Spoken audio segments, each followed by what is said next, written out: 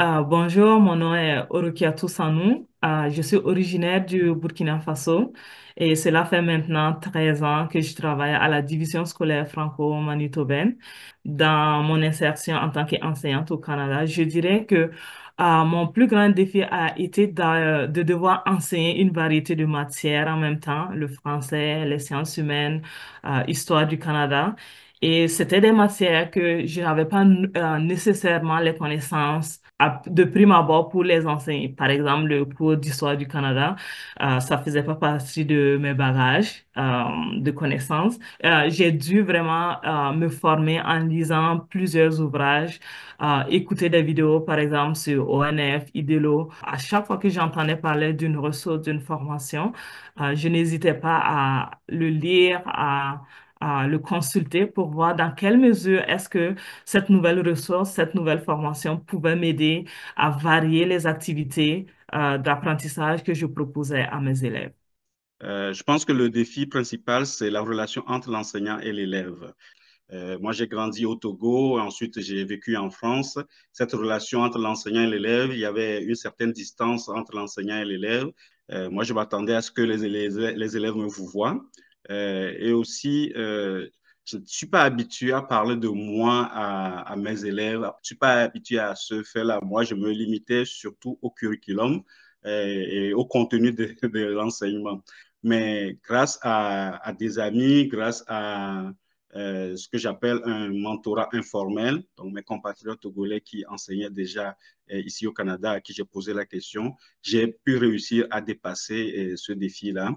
Je m'appelle Fatima Klifi, je suis enseignante en troisième, quatrième année à Toronto et ça fait environ 7 ans que j'enseigne et ça fait 10 ans que je suis au Canada. La charge de travail qu'on a en tout début de carrière, en termes de gestion de classe, en termes de création de contenu d'enseignement, on a énormément de tâches administratives qui sont annexes qu'on ne voit pas forcément, en plus de la relation avec les parents, la mise en place des devoirs, le relationnel avec les élèves, le bien-être des élèves. Donc, il y a énormément de paramètres qu'il faut prendre en considération, mais qui arrivent tout en même temps. Comment est-ce que j'ai pu les surmonter? Écoutez, j'ai tout d'abord eu un excellent accueil dans mon école. Donc, il y avait tout un système d'accueil. J'ai eu un mentor. Puis moi, j'ai eu aussi la chance de pas devenir enseignante tout de suite. C'est que j'ai fait de la suppléance pendant plusieurs années. J'ai fait un stage. Donc, j'ai appris progressivement durant justement ces années-là.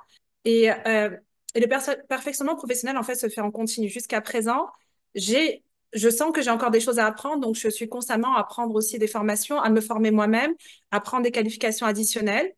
Et c'est ça aussi la beauté de l'enseignement, c'est qu'on est constamment en train de se refaire, on est en train de se reposer des questions. On a chaque année un nouveau groupe d'élèves qui nous donne de nouveaux défis.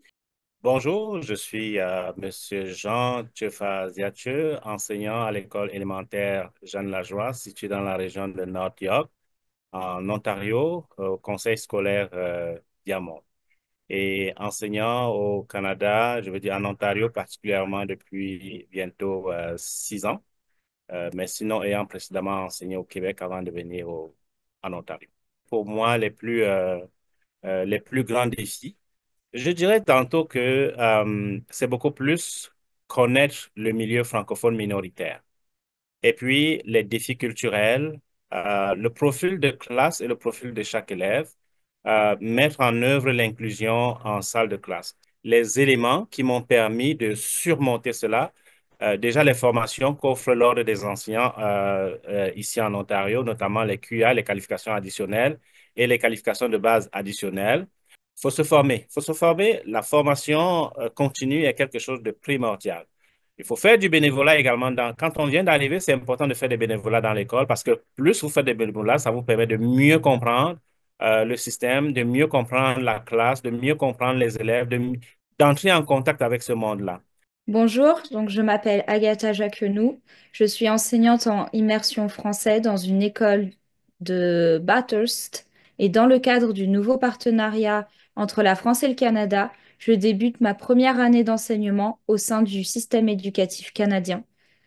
Un de mes plus grands défis que j'ai rencontré en tant qu'enseignante nouvellement arrivée au Canada a été de m'adapter au nouveau curriculum et à un environnement scolaire qui était vraiment différent de celui de la France. Ce qui a permis de vraiment surmonter ce défi a été tout d'abord la qualité des formations professionnelles qui m'ont été offertes par le district scolaire. Elles m'ont aidé à approfondir ma compréhension du système éducatif canadien et ces formations m'ont apporté des ressources. Et enfin, l'envie d'apprendre et la capacité à m'adapter m'ont également aidé à relever ces défis.